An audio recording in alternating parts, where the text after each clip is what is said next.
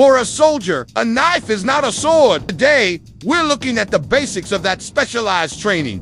A sharp blade cuts through webbing straps, or an opponent's limb with decisive, minimal effort. In a fight for your life, you cannot afford for your tool to fight you.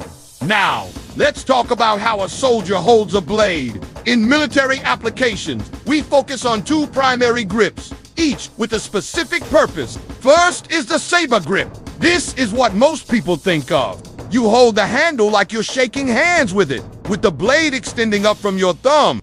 Here, the blade extends down from your pinky finger, with the tip pointing back towards you or slightly out. This is the grip for extreme close quarters.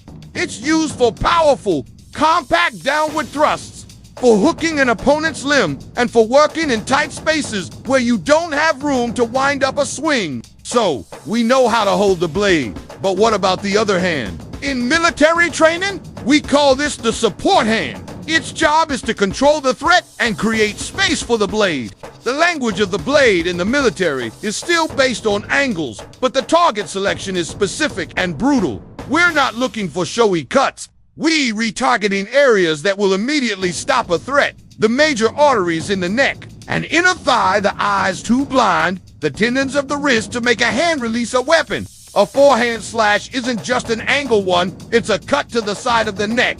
A backhand isn't an angle too. It's targeting the carotid artery. This mental connection between the angle and the vital target is what turns a movement into a combat technique. Once the static movements are clean, you add mobility. In military blade training, you are never standing still. You practice shadow drills where you imagine closing with a threat. You use your footwork to move off the line of attack, to close the distance explosively, or to create space to transition back to your primary weapon. It's not just a drill, it's a simulation of a chaotic contact. For precision, even the military uses seemingly simple drills. This trains the fine motor control needed to target a specific artery or to cut a specific strap on an enemy's equipment. When your life depends on a single, perfectly placed thrust, this kind of precision training is what makes it possible. You start at a snail's pace.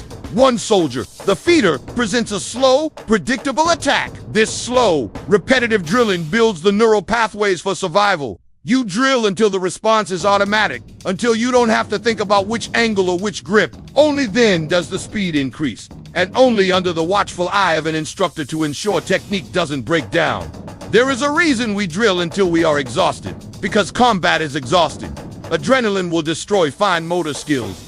If your technique isn't gross motor and deeply ingrained, it will fail you.